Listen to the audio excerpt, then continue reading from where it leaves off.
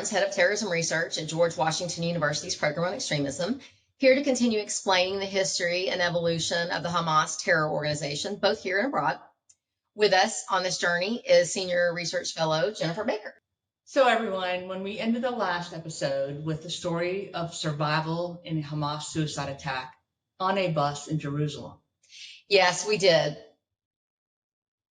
We also spoke about the arrest of the leaders of Infocom, the Elashi brothers, and said that Infocom was a company located across the street from HLF, where the FBI found hundreds of hidden HLF documents during a search warrant in 2001.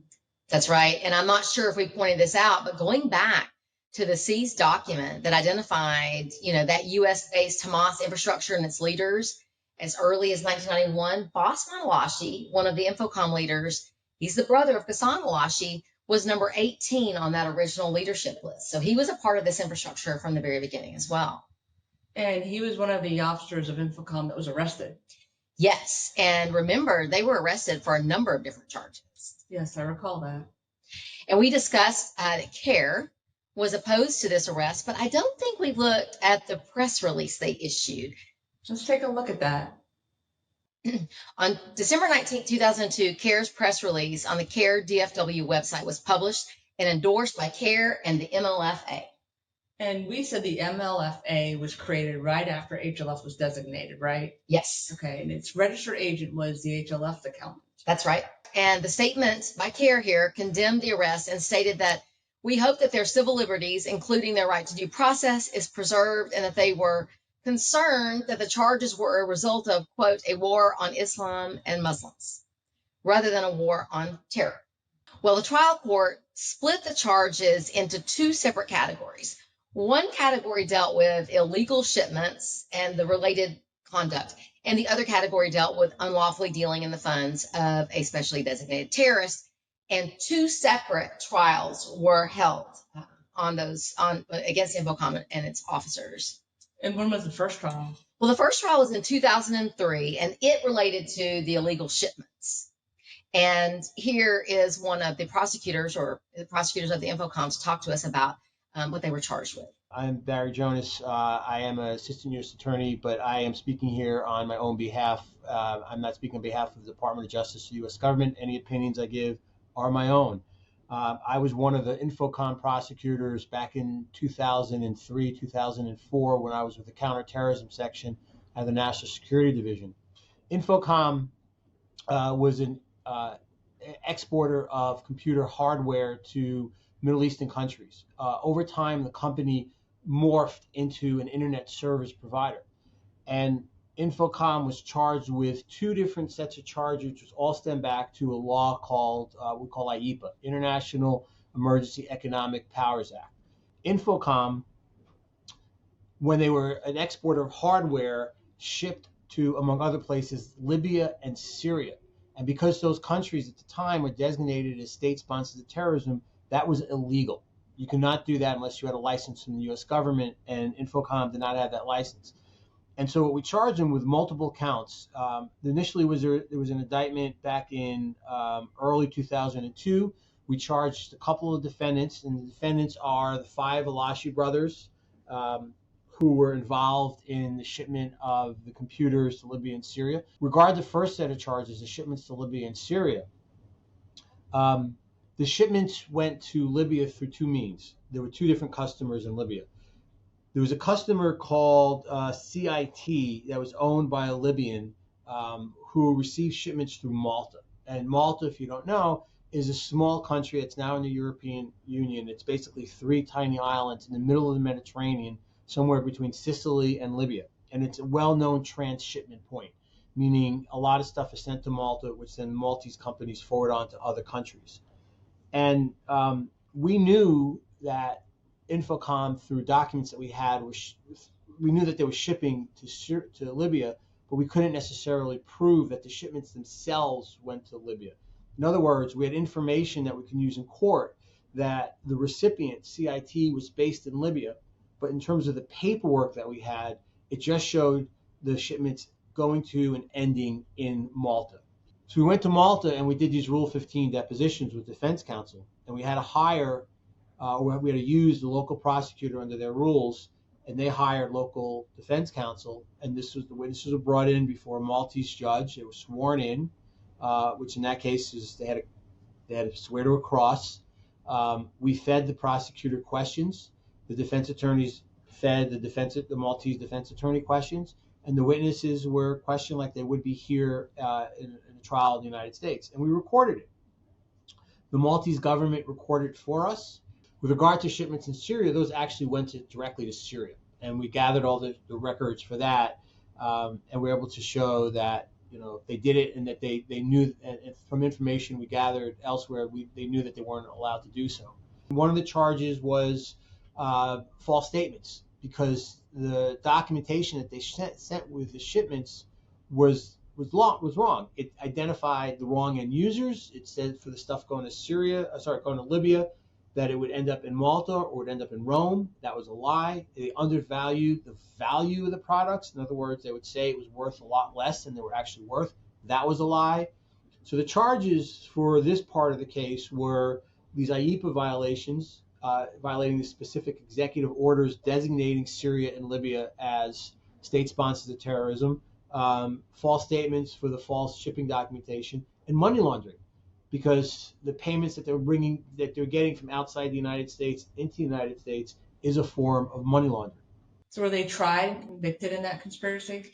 Yes. On August 21st, 2003, a jury found Infocom and the brothers guilty. And for all that, the Elashi brothers, who operated and ran Infocom, were all found guilty after a 2-week trial. So the second half of the Infocom indictment involved payments to an individual named Musa Abu Marzouk and his wife Nadia Elashi. And it also stems from this IEPA, the Law of International Emergency Economic Powers Act, where President Clinton, back in '95, I believe it was, issued an executive order based on his powers through IEPA, where he designated certain organizations and individuals as specially designated terrorists. This was the very first terrorism designation the United States government had ever done. And some of the first designees was Hamas and Musa Abu Marzouk. Marzouk at the time was the leader of Hamas, and he also happened to be living in the United States. Well, Marzouk's wife, Nadia Elashi, was cousins to the guys who ran Infocom, the 5 Elashi brothers. And in 1991, Marzouk gave Infocom $150,000. In 1992, Marzouk and Infocom entered into what's called a Murabaha agreement, which is my understanding is it's an Islamic contract. And in that contract, they agreed that Marzouk, and it was actually under Nadia's name, would give $250,000 to Infocom, and in return, Infocom would send 40% of Infocom's profits back to Nadia Elashi. And soon after that agreement, another $100,000 was sent to Infocom. It really was all Marzouk's money. And thereafter, Infocom would send $3,000 a month to Nadia Elashi and her family up in Northern Virginia, where they were living at the time. When Marzouk was designated in, I believe it was August of 1995, he became persona non grata. It became illegal to have any financial dealings or any dealings with Marzouk, again, without a license from the U.S. government, which Infocom didn't get. After his designation, every payment that Infocom made to Marzouk, or to Nadia Elashi, but really Marzouk's money, was a crime. And so the second half of the Infocom indictment, we charged with this IEPA violation a whole bunch of the transactions. We charged one count of conspiracy to violate IEPA, where we had, I think, 3 of the Elashi brothers who were involved in sending the money, and we indicted Marzouk and Nadia, as well as Infocom as an entity. Our argument to the jury was Marzouk was going around the world doing Hamas's business, and this allowed him to do so knowing that his family is being taken care of by Infocom, and that's why they did this. In this case with Marzouk, we actually found the executive order designating Marzouk in Ghassan Elashi's office in Infocom.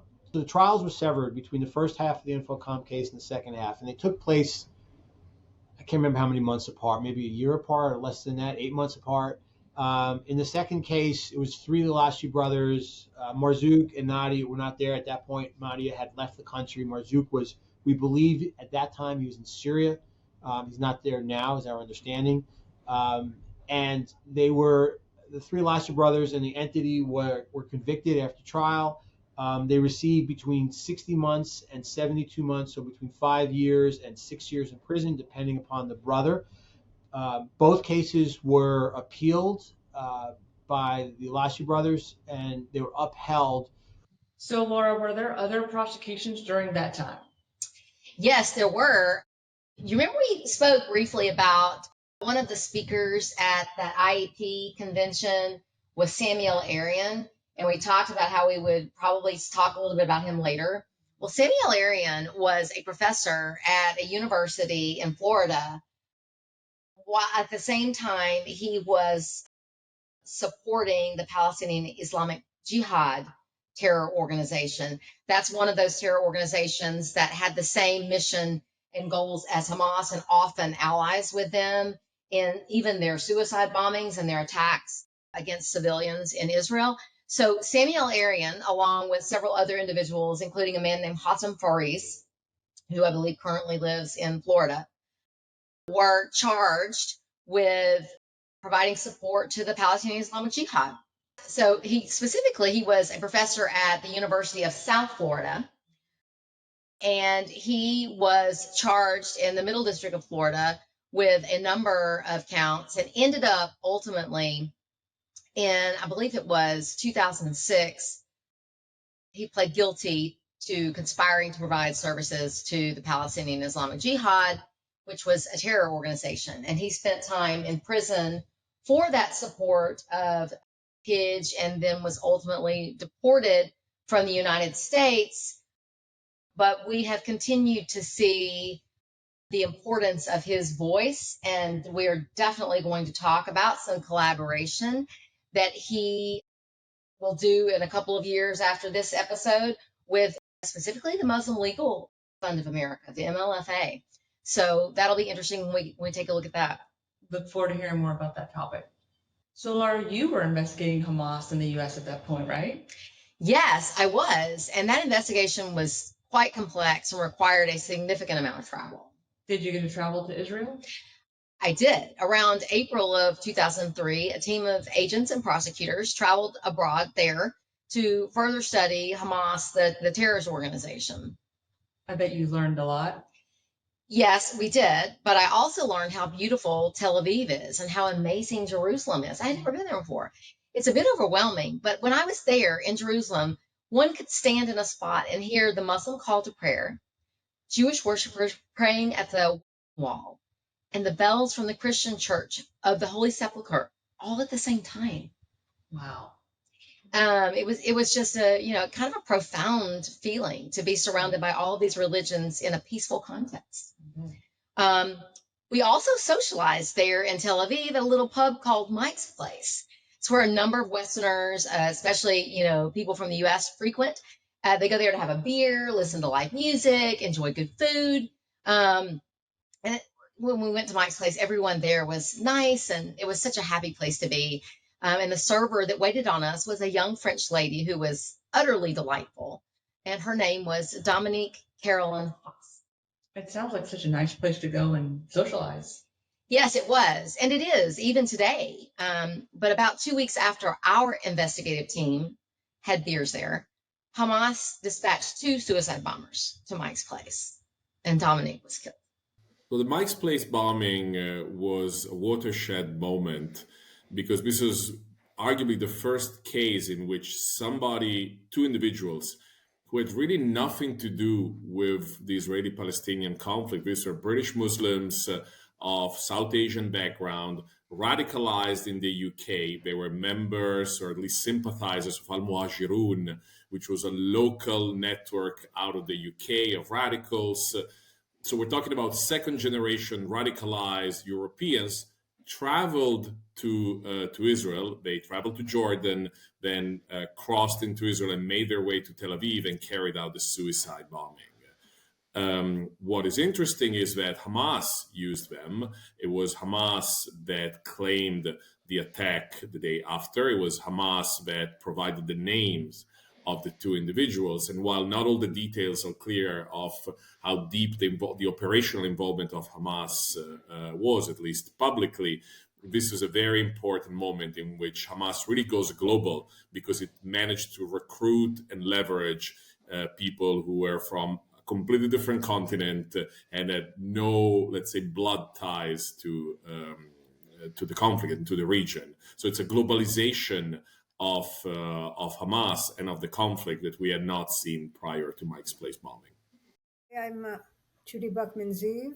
I was born and raised in Suffolk, New York, Rockland County, Spring Valley area, better to say. I grew up there, and it was very in during the hippie era to go to Israel and visit and go to a kibbutz. And instead of going to California, many of us went to Israel to experience that. It was a very special thing to do, and I went over with a group, and I really liked Israel at the time. And I've always played music, and I've played guitar, I've sung, and I came back for school in New York for a year, and then I decided to go back to Israel. So I enrolled in Tel Aviv University. I got a degree in theater there, and eventually I got married there, and I had 2 children there, and I also got divorced there over time. And after my kids grew up, I decided to move back into Tel Aviv after living in a suburb of Tel Aviv for a while. And that brings us to that fateful night. I always enjoy different genres of music, but because I have a lower voice, I got into the blues, and my friends were very encouraging of me singing the blues, my musician friends. So on Tuesday nights, Mike's Place, this bar and restaurant along the Tel Aviv beach line, across from the beach, there was a blues jam every Tuesday night, and I started attending that in 2003, and I was a regular. I would go on Tuesday nights. I would know the musicians. You get up, you do a few songs, and then you switch, and it's a lot of fun. So the night we'll be talking about is April 30th. It was a regular Tuesday night. The regulars were there. I waited on the side of the stage, and a couple people went up. The gentleman who ran the jam was a music teacher and father of 2, and he would decide about the order. You come up, you go off, you come up. Usually got 2 or 3 songs. The musicians would rotate. There were guitar players, bass, drums, and keyboard, and the singers would rotate. And it was a very festive night. It was somebody's birthday. He sang a couple of songs. Another singer sang Son of a Preacher Man, which she did every week. And at some point, the leader said to the other musicians, okay, she'll do one more, and then we're going to switch. A new keyboard player came on, and he went outside, and the keyboard player went outside, and a few of us stayed inside. There was somebody filming. There was a flute player. So it was very festive. At about 1:15, I guess, there was all of a sudden a huge blast. If you lived in Israel at the time, you knew that this could happen because they were happening almost weekly. I mean, not far from Mike's Place, there was a dolphinarium. It was like a discotheque, and a whole bunch of young Russian teenagers were killed waiting online.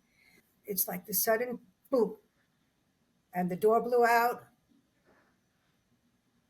and you just scream and you stand there because what had just been a very festive restaurant full of burgers and fries and drinks is now a big bloody mess where there's blood on the tables, there's pieces of flesh, very gruesome. We didn't know what to do. We went to hide in the bathroom. And at that point, you really don't know what to do because they tell you in Israel there could be another bomb shortly that might go off. So finally, the owner of the bar just took control and just said, okay, everybody get out. Upon exiting the bar, I did slip on blood and people helped me up. I recall that. And I recall seeing a headless body in the middle of the floor and with some gruesome sights. I believe I saw insides on top of his green T-shirt. That I recall because I've always mentioned this fact that he seemed to be sort of fashionably dressed. I mean, he was wearing fashionable leather shoes and jeans, but the the corpse was headless. I remember seeing that, and I've been told that it was located somewhere else. But what always shocked me is that how this person who was dressed quite modern would, and obviously not destitute, would decide to come to blow up a bar of innocent people. And I actually had some flesh stuck to my pants, and I put them in the garbage. And later on, I realized you're not supposed to do that. So I went outside and I found ZACA, which is the Department of Medics who deal with human remains. And apparently, even a terrorist's remains are entitled to some sort of burial. So I brought the gentleman back in and he took it out of the garbage. The next day, I learned that the gentleman who led the jam every week, Yanai Weiss, who was actually a music teacher, was killed. I learned that the young man who played the keyboards while I was singing, it was his first time at Mike's place, was killed. And this lovely French waitress who just loved being in Israel and loved Mike's place and had made a lot of friends.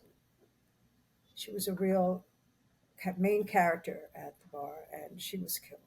In my case, I not only went to the funeral of Yanai, who led the jam, I felt responsibility to go speak to his family because I was the last person to perform with him. So I went to his home and I met his wife and his children, and one of his sons asked me what was the last song he played, and I sang that for them. It was very difficult. And I had to visit the parents of a young man who was killed. And he was apparently a comedian and a very popular young guy who had his own little troupe, comedic troupe. And his little brother asked me if he was happy. What was he doing in his last song? Was he happy? Was he enjoying himself? And I felt a duty to tell him, yes, he was smiling and he was having a great time. How do these young men become so radicalized in Derby, England, with a middle-class life and families, that they found it to be a good deed to come to a strange country and blow up innocent people? And Mike's place also, the Arabs from Jaffa would come there. I mean, it was very welcoming to all. Well, Jack Baxter always we all strive for peace. He was a journalist in New York City, and he went over to Israel to find out if the gentleman who was in prison, Mr. Barghouti, was really possibly a good leader for the Palestinians and a possible partner for peace.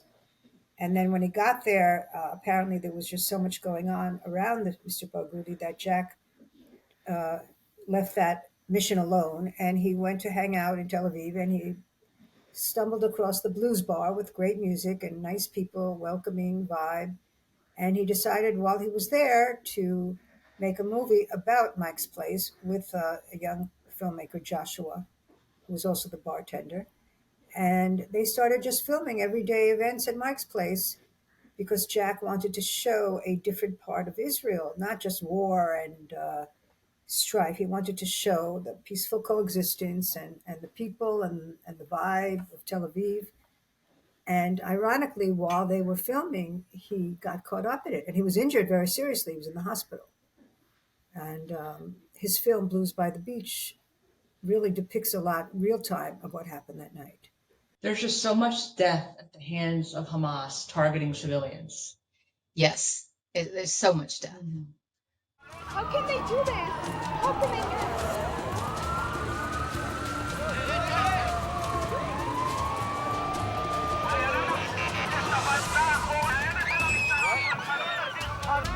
this? April 30th, 2003, just after midnight. seconds after an explosion. I was laying in a puddle of beer and blood and broken glass. This is the closest I've ever come to death. When the blast goes off, filmmaker Jack Baxter is finishing up a shoot on his documentary called Blues by the Beach, about this unique bar in Tel Aviv. We started doing the documentary about Mike's place, and the waitresses, the bartenders, to try to get that perspective, pretty much stay out of the politics. I want y'all to take care of all the people here in the house, the waitresses, the bartenders. This is a song about freedom. Mike's Place is a bar where people come to escape the tension of a country too often torn apart by terrorism. The bar has an international feel. Nearly everyone speaks English, and talking about politics and religion is discouraged. A good bartender knows how to get out of it eloquently. Good line is always, so are we still talking about sex? Jack has chosen Mike's Place as the subject of his documentary to show how Israelis are coping with the violence. Here you go, look. One eye, second eye. Over the course of just 2 weeks, Jack has become close friends with the owner, Gal, bartenders Josh and Pavla, Avi, who works security, and Dominique, a 24-year-old waitress from France who has dreams of opening her own pastry shop. She really affected me, and I guess the film shows what she's like. It's Jack's last night in Israel. He's having a beer at a table outside, saying his goodbyes. Dominique was sitting next to me. That's when one of the suicide bombers came up and tried to get into the place. Avi, the security guard, has a bad feeling when 21-year-old Asif Hanif walks up. The guy was a little bit too quick in his pace. Suicide bombings were going on all the time at that particular time. So we both looked at each other and froze. Hanif is strapped with plastic explosives when Avi kicks him in the chest to keep him from entering the crowded bar. And the next thing I can barely remember is this guy, stepping back up onto the sidewalk and yelling, Allahu Akbar. As Hanif stumbles backwards, he blows himself up. Thank you to all our viewers again for watching this episode on Mike's Place. Join us again for our next episode, The Archives. Hey, hey, hey, hey, hey, ya, ya,